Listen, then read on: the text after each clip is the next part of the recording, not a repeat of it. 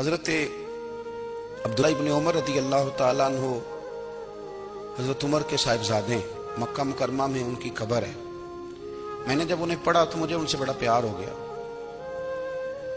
لیکن آپ کو پتہ ہے وہاں جا کے کسی شخص کا مزار تلاش کرنا یا پوچھنا ایک مشکل کام ہوتا ہے۔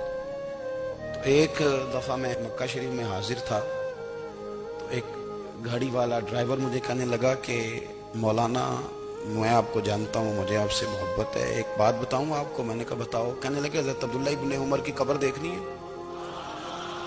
میں نے کہا یہ تو نہیں کہہ رہا، یہ کسی نے بندوبست کرایا ہے، یہ اللہ نے تیرے دل میں بات ڈالی ہے، یہ ہو گیا تو لے چل مجھے۔ حضرت عبداللہ ابن عمر کو نبی پاک نے فرمایا تھا راجل صالح، یہ نیک بندہ ہے، یہ متقی آدمی۔ حضرت عبداللہ ابن عمر رضی اللہ تعالیٰ عنہ سیدنا فاروق اعظم رضی اللہ تعالیٰ عنہ کے صاحبزادے ہیں، اور ان کی ہمشیرہ سیدہ حفصہ رضی اللہ تعالیٰ عنہ حضور کی زوجہ محترمہ ہے۔ ایک دن اپنی ہمشیرہ سے کہنے لگے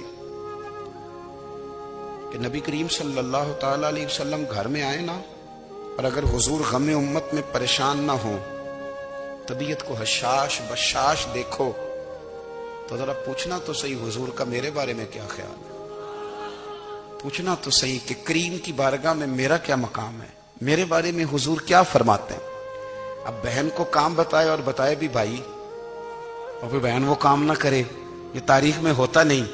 حضرت عمر فاروق رضی اللہ تعالیٰ عنہ کی صاحبزادی ام المومنین رضی اللہ تعالیٰ عنہ فرماتی ہیں کہ میں تو بس منتظر تھی، انہوں نے تو کہا تھا نا کہ اگر تم حشاش بشاش دیکھو تو بات کرنا، لیکن حضور تشریف لائے، میری باری تھی، میرے گھر تشریف لائے، کھانا پیش کیا تو فوراً میں نے عرض کی حضور ایک بات پوچھنی تھی۔ تو حضور نے فرمایا پوچھئے۔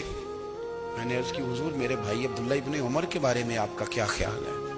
نوجوانوں میری بات پہ غور کرنا، میرے بھائی کے بارے میں آپ کا کیا خیال ہے؟ تو نبی کریم صلی اللہ تعالیٰ علیہ وآلہ وسلم نے میری طرف دیکھا، اور پھر حضور زیر لب تھوڑا مسکرائے، اور بریلی کے امام کہتے ہیں کہ حضور مسکرا دیتے تھے نا تو جو بڑا دکھی ہوتا تھا وہ بھی ہنس پڑتا تھا۔ اب سوال پیدا ہوتا تھا کہ پھر تو اس مسکراہٹ کے لیے انتظار کرنا پڑتا ہوگا کئی مہینے کہ حضور مسکرائیں تو رونے والے ہنسیں، تو اعلیٰ حضرت فرماتے نہیں، انتظار نہیں کرنا پڑتا، یہ مسکراتے رہنا تو حضور کی عادت ہے۔ جس کی تسکین سے روتے ہوئے ہنس پڑے، اس تبسم کی عادت پہ لاکھوں سلام۔ یعنی یہ تو عادت ہے حضور کی مسکراتے رہنا، اس کے لیے انتظار نہیں کرنا پڑتا۔ بھائیو آپ خیال رکھیں گے، غور کریں گے، حضرت عبداللہ ابن عمر رضی اللہ تعالیٰ عنہ کے بارے میں پوچھا تو سیدہ فرماتی ہیں کہ نبی کریم صلی اللہ تعالیٰ علیہ وسلم نہ زیر لب مسکرائے اور فرمایا حفصہ تیرا بھائی ہے تو اچھا، لیکن میں نے سنا ہے کہ عشاء کی نماز پڑھتا ہے تو فجر تک سویا ہی رہتا ہے۔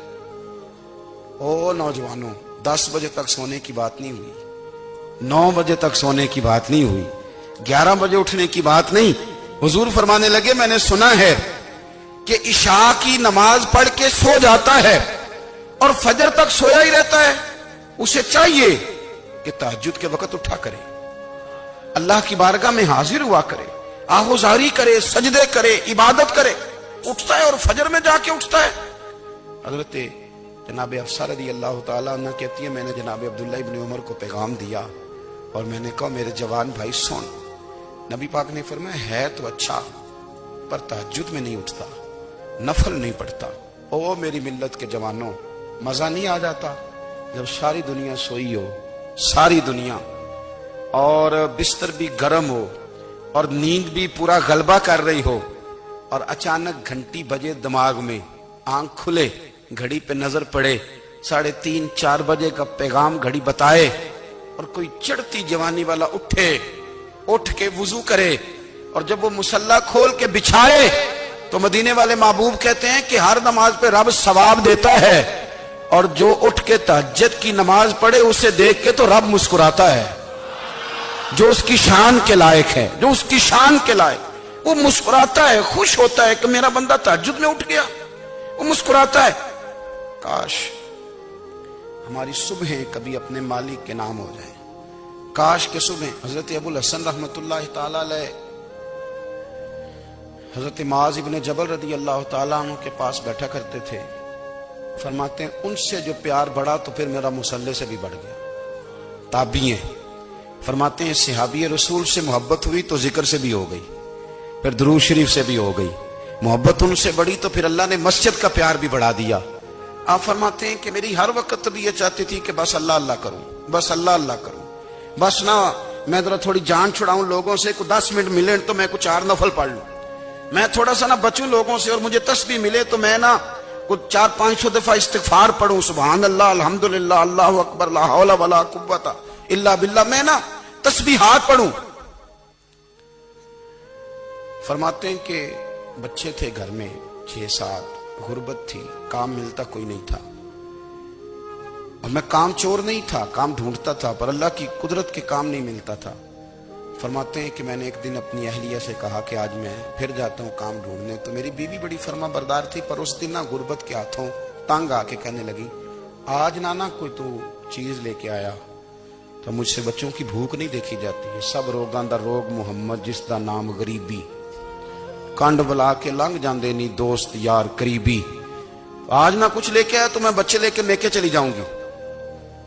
شیخ فرماتے ہیں کہ میں بڑا پریشان گھر سے نکلا، پر میں نے صبح سے لے کے زور تک کام ڈھونڈا، کام ملا کوئی نہیں، تو میرے دل میں خیال آیا چلو کام نہیں ملتا تو اللہ اللہ تو کرے نا، چلو بندوں کی مزدوری نہیں ملتی تو رب کریم کی عبادت ہی کرتے ہیں۔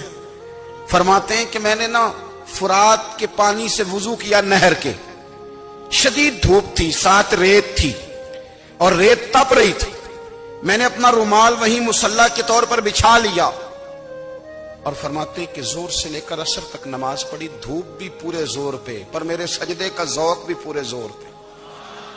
فرماتے ہیں سورج بھی چمک رہا ہے اور رب کی عبادت کا ذوق بھی پورے زور پہ، میں سجدہ کروں تو پھر میرا اٹھانے کو جی نہ چاہے۔ میرے استاد لکھا کرتے تھے، یہ ان کا شعر ہے، وہ کہا کرتے تھے مجھے سوز دے، مجھے ساز دے، اور مجھے نیم شب کا نیاز دے، دم سجدہ خود کو میں توڑ دوں، مجھے ایسا ذوق نماز دے، اور میں تیری بہار کا پھول ہوں، میں کھلا بھی ہوں تو تیرے لیے، مجھے میری شاخ سے توڑ لے، مجھے اپنی زلف کا ناز دے۔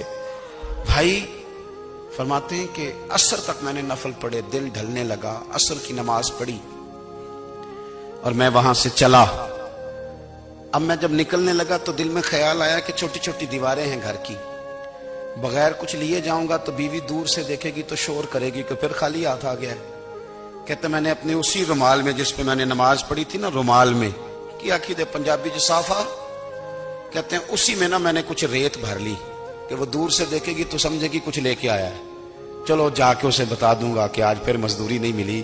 کہتے ہیں وہ ریت لے کر جب میں گھر میں گیا تو پہلے بیوی دروازے پہ کھڑی ہوتی تھی، پوچھتی تھی خالی ہاتھ آ گئے ہو؟ آج میں نے دیکھا تو ہے ہی کوئی نہیں۔ فرماتے ہیں میں اندر داخل ہوا، سلام لیے، کونے میں میں نے وہ رومال رکھ دیا اور میں نے آواز دی کہ بھلی مانس کہاں ہو؟ تو وہ کہنے لگی آپ منہ ہاتھ دھو لیں، میں روٹی لے کے آئی۔ میں نے کہا روٹی کہاں سے آ گئی؟ یہاں تو کئی دنوں کے فاقے، تو کئی دنوں کی غربت ہے، یہاں تو اس گھر میں تو فقیری ہے۔ فرماتے ہیں کہ وہ روٹی لے کے آئی اور اس وقت کی جو موجودہ نعمتیں تھیں، سمجھ لیں سلاد، اچار، ہر چیز ساتھ لائی۔ میں نے کہا کہ بچے کہاں گئے؟ کہنے لگی وہ کھانا کھا کے کھیلنے گئے، آپ کھانا کھا لیں آ جاتے ہیں۔ کھانا اس نے چن دیا۔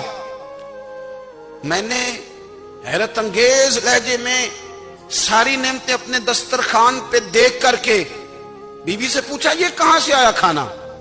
بچوں کو تو نے کہاں سے کھانا کھلایا؟ یہ سارا کچھ کیسا ہے؟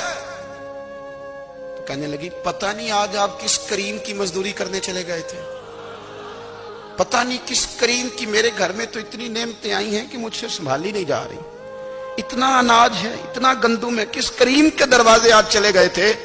یہ کہتے کہتے وہ اٹھی اور اٹھ کر کے کہنے لگی پہلے بڑا کچھ آیا تھا، اب کیا لے آئے ہو؟